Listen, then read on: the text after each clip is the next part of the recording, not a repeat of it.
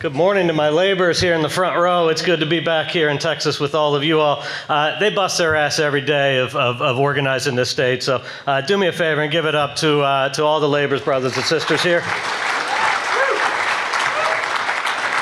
And to Rick and Leonard, I mean, I don't know, I just told Rick that orange looked pretty good on him. So that introduction, the invitation to be here, the vision that Rick have, that Leonard has, that all of you all have, to make Texas bigger than it actually is and to make it better than it is. I just want to thank Rick and Leonard for all the work they do day in and day out and the opportunity to be here. So give it up again for Rick, Leonard, and all the staff here at the Texas AFL-CIO. Look, it's good to be back in Texas.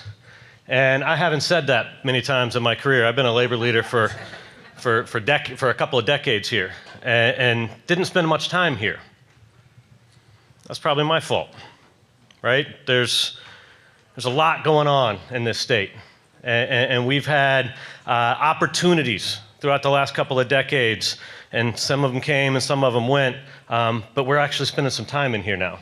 And this is my fourth trip to Texas this year, and I got another one or two coming at the end of this year.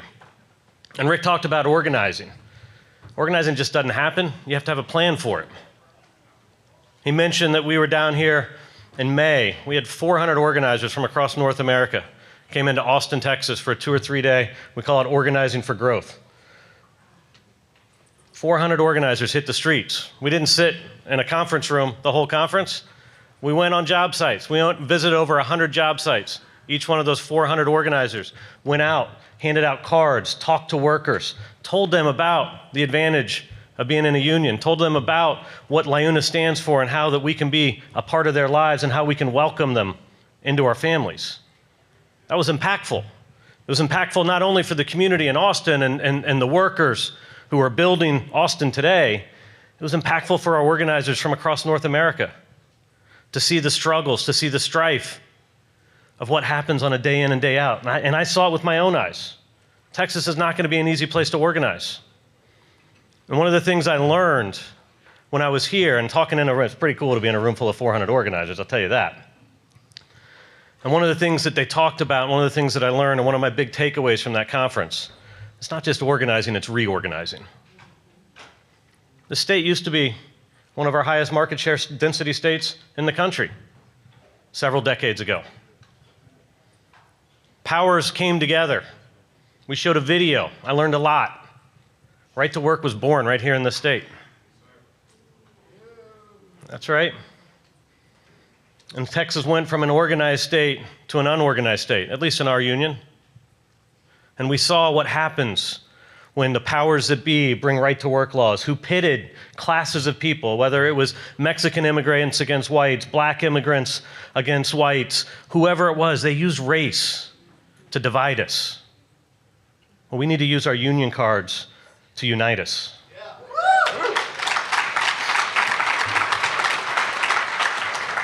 A lot of times we talk about solidarity. We need to use solidarity as a strategy. We need to use it as a verb. We need to actively do solidarity day in and day out. We can't just say, I got your back, and then not actually have our brothers and sisters' backs. We can't say we're going to organize Texas and not send resources down to Texas to actually organize it.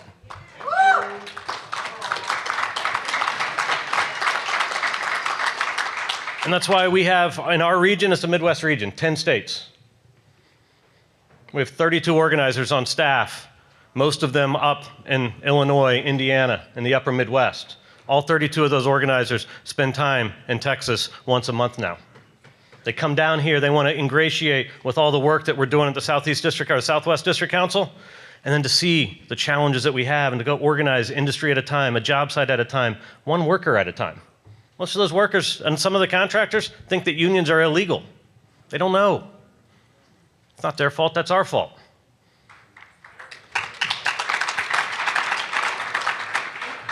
So we got to use that history. We got to use those forces that are against us to build power, to fight back. We have to talk to our members, our current members, and let's not look down on non-union members. Let's talk about them and look at them as our future brothers and sisters. Let's make sure that they understand the values and know the values of what we stand for and what we believe in. When we do that, we're going to be able to organize a little bit faster, a little bit quicker. We're going to reorganize Texas and bring us back to where we were. We're going to take the people who brought right to work here and then send them back home because we built power, we built solidarity, we built a movement that we're all fighting with each other and for each other. In our union, we talk about Labor is Rising. It's a program we started a couple of years ago. I asked for 15,000 volunteers to sign up, rank and file members, sign up in their local, be involved in their local union, in their community, to be involved and go to their picnics. If somebody needs something built for their house, go volunteer for that. Set a goal for 15,000 people. We have 40,000 rank and file members signed up for Labor is Rising now. Those 40,000 members are now actively involved. They're going to union meetings. They're volunteering in their community. They're signing up because they're our best organizers. A rank and file laborer who goes to work every day. And we saw it down here when I was here in May. I went to a pipeline job. Michaels is building a pipeline outside of Austin. First pipeline job we've had in a long time here. And to see members of our community out there building that pipeline, go back home and tell their neighbors, tell their friends, I'm a union pipeliner, that matters. That's an organizing tool. To get out there in the community and talk about the protections that they have. Because we know, and we heard the reports today from the Texas lawmakers, they're not what we stand for. They're not going out there and passing legislation to have more water breaks. They're passing legislation to take water breaks away from people. That's not right. And how do we fight back? We fight back with solidarity. We fight back with a strategy. We fight back by organizing. We fight back by building power. And that's what we're here for. And it's going to take a while. It took us a while to get from where we were to where we are today. This state reorganized itself from a union state to a non-union state, again, at least within my union. But we need to have that strategy. We need to work together. We need in our group to call Labor is Rising. Create that in your own unions. Build that membership. Build them back. Go talk to them. We have an initiative here. Get out of the damn truck. Don't sit in your office all day. Get out of your damn truck. Go visit your members on their job site. Go see them where they're at. Invite them into the local. Bring them to be part of the family. And when they are, ask them to then volunteer a little bit more. Ask them to go get engaged and involved in their community. Educate the people so that when they see the word union in Texas, they don't think it's illegal. They don't think that they don't know what it is. They know that that's a pathway to something brighter, a pathway to a future in which they're not going to be harassed by their employer. They're not going to be yelled at for trying to find some shade and get a drink of water when it's 110 degrees outside and they're building a pipeline. That's the path forward for us. And it's going to take time. It's going to take a plan. It's going to take a strategy. It's going to take everyone in this room together to stand shoulder to shoulder. I love what you're doing of having a candidate forum. We need everybody in here to step up. If you haven't thought about running for office, go to that candidate forum. Maybe it's someone down the street from you.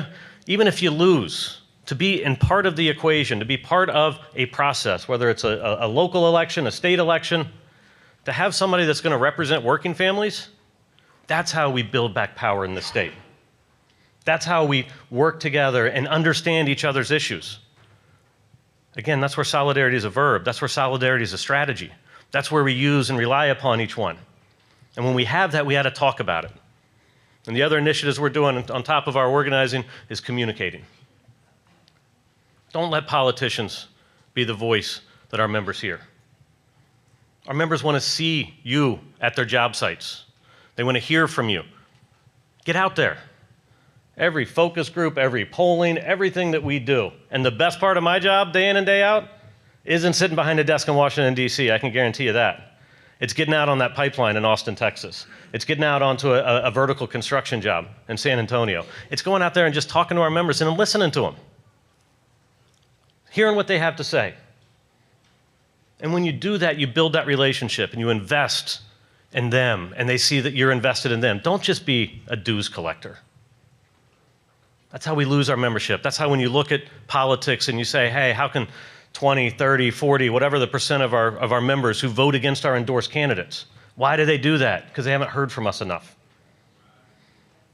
We haven't built that relationship that we have 4, 5, 6, 7 conversations to actually learn about them, what's important to them, what's important to their community. And instead we go out there and tell them 2 weeks before an election who they should vote for. They've already made up their mind. You're not a part of their daily life. They're getting their information from cable news, from podcasts, from internets, from social media. Have a presence there. One of our goals is to make sure every local union, district council, regional organizing committee is on the social media platform. Out there talking to our members, hearing from them. That's what we talk about reorganizing. It's a new way in which we can talk to them. I know you can't get to every job site every day, but everybody in here has a cell phone. You can grab it. You can go take a quick 30-second video and say, hey, I just fought for you on this job site or at the state legislature or wherever you're doing, whatever the thing that you're doing for your members that day. Take a quick 30-second video, post it on social media. They're gonna love hearing from you. And when you do that, that's how you build that power. That's how you get involved in their daily lives. Because if we're not, somebody else is gonna fill that void. We're already seeing it what the other side's doing. They're already talking about how much money the labor movement gives to Democrats or how much money and time and effort that they do that. That's intentional. Because if you're not talking to them, they are. And if you're comfortable in your job, you're probably not doing a good enough job. You need to get uncomfortable. You need to go out there. It's hard sometimes to go onto a job site and talk to people or go to their workplace and talk to them about things that might be uncomfortable to them. Go give it a shot, though. It's also pretty great when you hear the stories. On that walk-up sign, Merle Haggard talking about working man blues, married with 9 kids. There's a lot of laborers I found out on job site married with 9 kids, right? It's pretty cool when you hear their stories and you hear where they're talking from and hear what's important to them. We just got to get out of our damn truck and go out there and talk to them. And if you do that, you're going to start making a difference. We got lots of challenges in front of us. There's no doubt about that. And the situation with immigration is real and it's scary, but the work that you all do and the work that the AFL-CIO does and the work that you're doing here in Texas of educating and informing not only our members but the general public of knowing their rights, it's making a difference. And this hasn't been validated, but I did just get a pretty cool email today. I saw a video. So don't quote me yet. We're still figuring out all the details of it.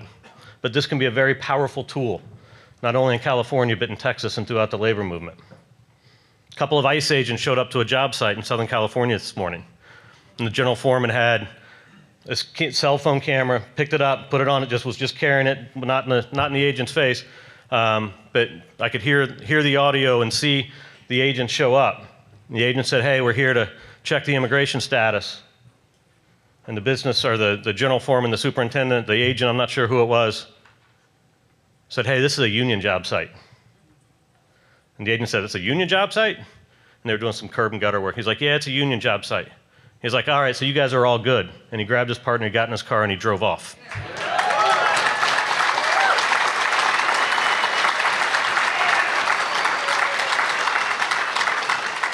We got to figure out how to use a tool like that to organize, to build faith with the immigrant community.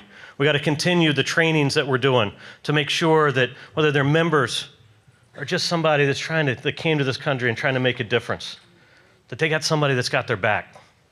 When we talk about solidarity as a strategy, let's show solidarity with the immigrant community. Let's figure out how we, absolutely. Let's figure out how we use a video like that. Once we get it all valid and I make sure that it's legit and it's real, let's figure out how do we tell that story so that we can go to a job site, whether it's in LA or San Antonio or Austin or anywhere and everywhere in between, and have people understand what the union stands for.